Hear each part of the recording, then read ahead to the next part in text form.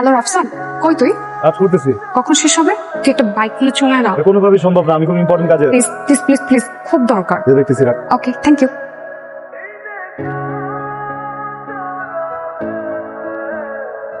Sorry দোস্ত, sorry sorry sorry sorry. Sorry, ওটা আসতে বলছিলি কটা বাজে? নিজে আসতে বলে যদি নিজে লেট করে তো সরি বলে লাভ নেই।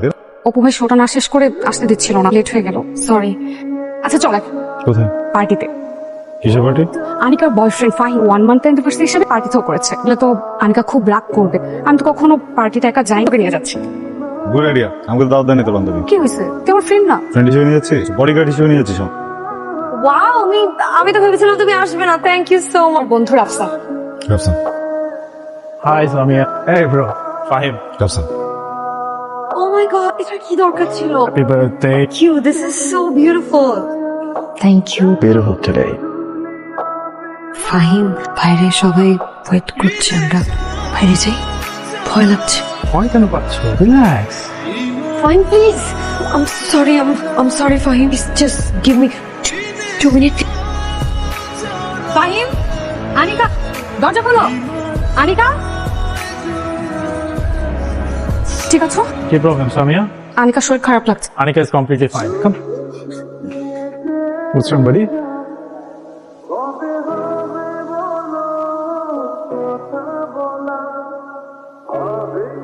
দোস্ত, সরি। সরি বল কি? এটা আমার বিপদে পড়ছে, তুই হেল্প করলি, আমি হেল্প করলাম। ওকে, সমস্যা নেই। তোকে আরেকটু কষ্ট দিব। আবার কি? আমার তো বাসায় ফিরতে হবে। বাসায় না ফিরলে সমস্যা হবে না। বলছি নাকি দোস্ত, প্লিজ তুই আজ রাতটা আনিকার সাথে থেকে জানা। আমি বাড়িতে পৌঁছে তোকে কল করছি। লাগবে না। গেটটা তো লাগাতে হবে। যা। গেটটা লাগাই দিয়ে যা। Good morning. তুমি যাওনি? সেটা তোমার বান্ধবীর বাইরে থাকা নিষেধ রাতে। She had to leave. আমার উপর দায়িত্ব দিয়ে কথা বলবো। আর একটু স্টে প্লিজ। শাইলান্টি, তুমি কোথায় ছিলে? আসসালামু আলাইকুম। ওয়ালাইকুম আসসালাম। কপালের ভাঁজ দেখে মনে হচ্ছে আমাকে দেখে আপনি খুব চিন্তিত। চিন্তা করার কিছু নেই। আমার নাম রাফসান, আমি একজন জার্নালিস্ট। সামিয়ার ফ্রেন্ড, সামিয়া ওল্ড ফ্রেন্ড, খুব অসুস্থ হয়ে পড়েছিল। সামিয়া দুজন মিলে ওকে বাসায় নিয়ে এসেছে। সামিয়া হ্যাড টু লিভ, ওর রাতে বাইরে থাকা নিষেধ। তো আমি ভাবলাম যে একা একটা মেয়ে কি যাওয়া ঠিক হবে। আমি ড্রয়িং রুমে ছিলাম, উপরে যাইনি। তোমাকে আমি ফোন করেছিলাম, সত্যি বিজি ছিলাম। রাফসানের নাম্বারটা তোমার কাছে চেয়েছিলাম, দাওনি। তুমি কি আমার উপর কোনো কিছু নিয়ে বিরক্ত? না। তাহলে রাফসানের নাম্বার দাওনি যে? কেন দিব? তোমার পার্টিতে গিয়ে যা হয়েছে তাকে যথেষ্ট ছিল না। আমার ভুল হয়েছে তোমার পার্টিতে যাওয়া, আর সব থেকে বড় ভুল হয়েছে রাফসানকে সাথে নিয়ে যাওয়াটা। আমি কথা বলছো তুমি? দেখো আনিকা, এটা আমার অফিস, তো প্লিজ তুমি এখান থেকে চলে যাও।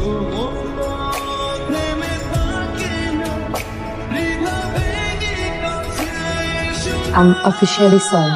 ওকে, অসুবিধা নেই। না মানে তোমাকে বুঝিয়ে না বললে তো আর তুমি বুঝবে না। আমার তেমন কোনো বন্ধু বান্ধব নেই। ফাহিমের জন্য সামিয়াও আজকে আমার সাথে মিসবিহেভ করলো। তোমার নাম্বার চেয়েছিলাম আমি, ওর কাছে চাইনি। ওটা আমাকে অফিস থেকে বের করে দিই। আমি কোনো কমপ্লেন করতে এখানে আসিনি, ছোট্ট একটা রিকোয়েস্ট করবো, তুমিও আমাকে ভুল বুঝে আমার সাথে যোগাযোগ বন্ধ করে দিও না প্লিজ। সামিয়া আসলে ভয় পেয়েছে, এই জন্য রাগ। ঠিক হয়ে যাবে, কথা বলবো আমি। আমাকে রাগ করতেছিস? খামা খারাপ করতেছিল, তোকে ডেকে নিয়ে একটা বিপদে ফেল। কেন তুই আর কোনো বিপদে পড়? তুই এটা বলার জন্য হয় নয়ছি। এটা মানুষ খারাপ না, টাইমিংটা ব্যয়। মানুষ হিসেবে তো মানুষ উত্তেজনা করা ঠিক না। আমি আনিকার আন্টি সাইনা। ওর শরীরটা ভালো না, তোমার সঙ্গে দেখা করবে। আর তুমি একটু আসতে পারবা? জ্বর কেমন? হাত দিয়ে দেখো। আমি আর 5 মিনিট আছি, তারপর চলে যাবো। আমি সুস্থ হয়ে যাওয়ার আমরা বাইরে ঘুরতে যাবো, ওকে? কফি কেমন? সুন্দর। ছাদ কেমন? সুন্দর। গাছগুলো? সুন্দর। উপরে তাকাও। আকাশটা কেমন? সুন্দর। নিচে তাকাও। আমি কেমন? অসুস্থ। সবকিছু দেখতে নাই। মানুষ সারা জীবন একটা সত্যিকারের ভালোবাসা খুঁজে খুঁজে পায় না, মারা যায়। সেখানে আনিকা মেয়ে এত ভালোবাসে, কিন্তু তুই পাত্তাই দিতেছিস। সমস্যা কোথায়?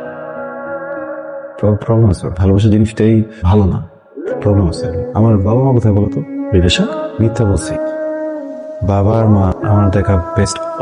দুজনই দুজনকে ভয়ঙ্কর রকম ভালোবাসতো। আমি কখনো আমার বাবাকে দেখি নাই কোনো পরনারীর প্রতি আকৃষ্ট হইতে। সবসময় আমার মাকে নিয়ে কাঁদতো। যখনই বাসায় আমার জন্য কিছু না কিছু নিয়ে আসতো। কোনো বড় সিনেমাও দেখতো না, সারাক্ষণ আব্বার দিকে তাকায় থাকতো যতক্ষণ আব্বা বাসায় থাকতো। অধিক ভালোবাসা একটা সময় আমার বাবার ফ্রিডম কেড়ে নিতে থাকলো। আব্বা স্পেস পাইতো না, মাতার সুযোগটা দিত না। এর জন্য একদিন আমার বাজার চলে আম্মাকে বলে ফেলছে, তুমি যদি ঠিক না হও তোমাকে ডিভোর্স দিব। সে বাজারে চলে গেছে। সে বাজার থেকে বাজার থেকে ফিরে এসে দেখে যে আমার ফ্যামিলির সাথে ঝুলতেছে। হাট আব্বা শখ নিতে পারে নাই, তার মনে হয়েছে আম্মার ওই অবস্থার জন্য সে দায়ী। তখন দৃশ্য দেখে সাথে স্ট্রোক করছে। আমার চোখে সে বা আমার আম্মা দুইটা মানুষের লাশ পড়া ভাই, তবে দোষ দিতে পারতেছি না। আমি আজকে অনেক সুন্দর করে শাড়ি পরে এসেছি তোমার সাথে ঘুরবো ওই জন্য। তোমার কি একটু টাইম হবে? হবে। আমি অনেক হ্যাপি। জিজ্ঞেস করবে না কেন? কেন? আজকে আমি ফাহিমকে অনেক ধোলাই দিয়েছি। হাত দিয়ে? না, ফোন করে এত বকাবকি করে ওরা ভয়ে ফোন কেটে দিয়েছে। আমাকে তোমার কেমন লাগে অনিকা? ভীষণ ভালো। রিকোয়েস্ট করি, তুমি আমার প্রেমে পড়ো না। কেন? ভীষণ ভালো লাগার প্রেমে পড়লে একটা সময় সেটা ক্ষয় হতে থাকে। ভীষণ ভালো লাগাটা আর থাকে না। আমি যে জিনিসটার ভয় পেয়েছিলাম সেটাই হলো। আমি কি ভুল কিছু করেছি? রাফসান তো ভালো লাগার মতোই একজন মানুষ। ফাহিমের সাথে প্রেম করে আমার জীবনের সবচেয়ে বড় শিক্ষা হয়েছে। রাফসান আমাকে আনিকা হতে শিখিয়েছে। আমি এখন বুঝি প্রেম আর ভালোবাসার মধ্যে পার্থক্যটা। আমি গত 2 দিন থেকে রাফসানকে খুঁজছি। অফিসে নেই, আর বাসার অ্যাড্রেসটাও আমার কাছে নেই। তোমার কোনো সাহায্য করতে পারছি না আনিকা, অবস্থান অন্যরকম। আমি তোমার কাছে কোনো সাহায্য চাইতে আসিনি, তুমি শুধু আমাকে ঠেলে দিও না। একটু বোঝান পাশে কি বলতেছে শালিকা, আমি মাসে নাই করে বলবো প্লিজ। আসসালামু আলাইকুম, আমি আনিকা। রাফসান আছে? রাফসান তো বাসায় নেই। রাফসান, জানি তুমি ভেতরে, প্লিজ দরজাটা একটু খোলো। অনিকা তুমি চলে যাও প্লিজ। প্রেম আর ভালোবাসা এক না, এটা আমি জানি। হয়তো তোমার সাথে আমার প্রেম হয়নি, কিন্তু ভালোবাসা হয়েছে। প্লিজ তুমি দরজাটা একটু খোলো আমার, প্লিজ। Anika please leave. জানি আমাকে সামিয়া সব বলেছে, তুমি কেন এত ভয় পাচ্ছ? সবার জীবনের কাহিনী একরকম হয় না, আমাদের কাহিনী হবে ভিন্ন। আর আমি মিলে দেখবো যেখানে তোমাকে কোনো কষ্ট পেতে হবে না। প্লিজ আমার দরজাটা একটু খোলো, আমাকে ভেতরে আসতে তো। লিমিট ক্রস করে ফেলতেছো। আমি যাও না এখান থেকে। দেখো তুমি চাইলে দরজা ভেঙে ফেলতে পারবা, নিজে থেকে কোনোদিনই দরজা খুলবো না অনিকা, কোনোদিন খুলবে না। আমি দরজা ভাঙতে আসিনি রাস্তা, আমি তোমার আর আমার মধ্যে যে দেয়ালটা আছে সেই দেয়ালটা ভাঙতে এসেছি। তোমার ভয় ভাঙতে এসেছি। ভালোবাসার মানুষের জন্য অপেক্ষা করা কতটা কষ্ট, চাই না এই কষ্টটা তুমি পাও। তোমার যদি কেন মনে হয় যে তুমি আমার কাছে আসতে চাও, যাতে দরজা খুলেই তুমি পাও।